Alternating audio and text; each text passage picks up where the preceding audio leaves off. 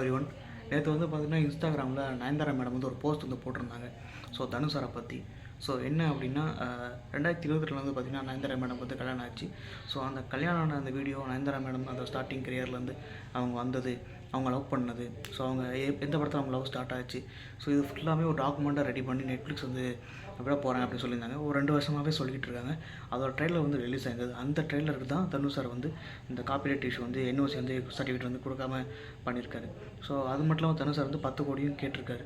அதுக்கு என்ன ரீசன் அப்படின்னா 400 கோடி தான் படத்தோட அந்த 3 செகண்ட் கிளிப் வந்து அந்த ட்ரெய்லரில் ஆட் ஆகிருக்கு. ஸோ அதுக்கு அகேன்ஸ்டாக தான் தனுஷ் சார் வந்து சொல்லியிருக்காரு. ஸோ இது வந்து நிறைய கான்ட்ரவர்சியாக நேற்று ஃபுல்லாக போயிட்டு இருந்தது. ஸோ நயன்தாரா மேடம் வந்து பார்த்திங்கன்னா அந்த போஸ்ட்டில் வந்து ஸ்டார்டிங்லேயே மதிப்புக்குரிய Dhanush son of Kasthuri Raja, brother of Selvaraghavan அப்படின்னு சொல்லி போட்டிருந்தாங்க. ஸோ ஸ்டார்டிங்லேயே வந்து தனுஷ் வந்து ஒரு நெப்போ கிட் அப்படின்ற மாதிரி மென்ஷன் பண்ண மாதிரி போட்டிருந்தாங்க. அது மட்டும் இல்லாமல் நிறைய இடத்துல வந்து பர்சனலாகவே வந்து தனுஷை வந்து ஒரு வன்மத்தை வந்து வச்சுட்டு என்னை வந்து தாக்குறாரு அப்படின்ற மாதிரி நயன்தாரா மேடம் வந்து அதை வந்து ரொம்ப போல்டாகவே வந்து அந்த போஸ்ட்டில் வந்து பதிவிட்டிருக்காங்க. ஸோ அந்த போஸ்ட்டுக்கு வந்து பார்த்திங்கன்னா ஸோ நிறைய மலையாள ஆக்ட்ரஸும் வந்து லைக் பண்ணியிருக்காங்க.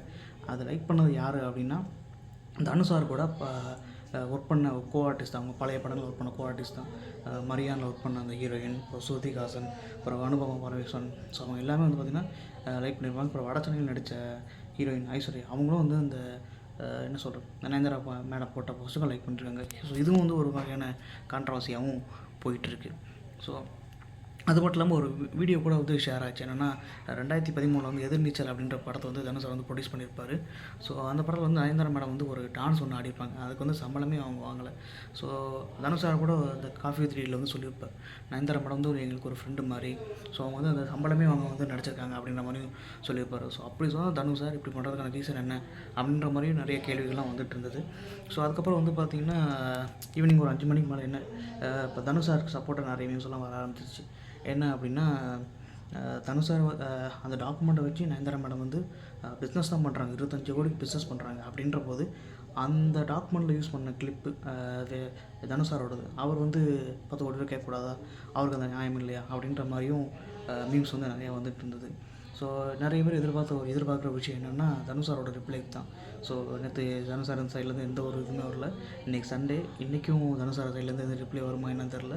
ஸோ அதுக்கு வந்து பயங்கரமாக வெயிட் பண்ணிகிட்டு இருக்காங்க. ஸோ இப்போ வந்து பார்த்திங்கன்னா எல்லாருக்குமே தெரியும், கங்குவா படம் வந்து ரிலீஸ் ஆகி நிறைய நியூஸ் வந்து வச்சு அடிச்சிட்டு இருந்தாங்க. ஸோ இந்த கான்ட்ரவர்சி வந்த உடனே ஒரு மீம் வந்து எனக்கு ஃபார்வர்ட் ஆகுது, நல்ல வேளை மாப்பிள்ளை நம்மளை மறந்துட்டாங்க அப்படின்ட்டு சூர்யா சாரும் சிவா சாரும் பேசுகிற மாதிரி போட்டிருந்தாங்க. ஸோ இன்றைக்கி மத்தியானம் வந்து பார்த்திங்கன்னா ஜோதிகா மேடம் வந்து பார்த்திங்கன்னா இன்னொரு போஸ்ட் வந்து போட்டிருக்காங்க இன்ஸ்டாகிராமில், கங்குவா படத்துக்கு வந்து சப்போர்ட் பண்ணுற மாதிரி. ஸோ சினிமா வந்து என்ன சொல்கிறது, கங்குவா படத்தில் வந்து நிறைய பேர் வேணும்னே வந்து தாக்குறாங்க அப்படின்ற மாதிரியும், ஸோ படத்தை வந்து ஒரு 50% அந்த மாதிரி தான் இருக்குது, மற்றபடி விஸ்வலாக எல்லாமே சூப்பராக தான் இருக்குது.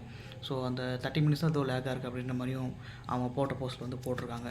ஸோ இந்த மாதிரி தான் போயிட்டுருக்கு. ஸோ தனுஷ் சார் தான் தெரியும் அவர் பண்ணுற என்ன மாதிரி ரிப்ளை பண்ண போகிறாரு இதுக்கு அப்படின்ற மாதிரி தான். அது மட்டும் இல்லாமல் நயன்தாரா மேடம் வந்து கடைசியாக ஃபைனலாக இன்னொரு பஞ்சும் வந்து கொடுத்துருக்காங்க. என்னென்னா அந்த லெட்டரில் வந்து அவங்க போட்ட அந்த போட்டில் லெட்டரில் தனுஷ் சார் வந்து வழக்கமாக வந்து ஆடியோவில் வச்சு வந்து எதாவது பேசுவார், இதையும் வச்சு எதாவது ஒன்று பேச ஆரம்பிப்பார் அப்படின்ற மாதிரியும் ஒரு பஞ்சு வசனம்லாம் பேசி இந்த மாதிரி போட்டு வச்சுருக்காங்க. ஸோ இது வந்து தனுஷ் சார் வந்து பயங்கரமாக ட்ரிகர் பண்ணியிருக்கும். ஸோ மேபி நமக்கு தனுஷ் சார் கொடுக்குற ரிப்ளை பொறுத்து தான் தெரியும் என்ன ஆக போகுதுன்னு. மற்றபடி இந்த வாரம் ஃபுல்லாகவே இந்த வீக்கே வந்து ஒரு கான்ட்ரவர்சியான வீக்காகவே போய்கிட்டு இருக்குது. ஸோ மறக்காமல் நம்ம சேனலை சப்ஸ்கிரைப் பண்ணிடுங்க, லைக் பண்ணிடுங்க. ஸோ வீடியோ எல்லாருக்கும் ஷேர் பண்ணுங்கள். Thank you all. வேறு ஒரு வீடியோவில் பார்க்குறேன். உங்களோட கருத்தையும் நீங்கள் இந்த வீடியோக்குள்ளே பதிவிடுங்க. Thank you all.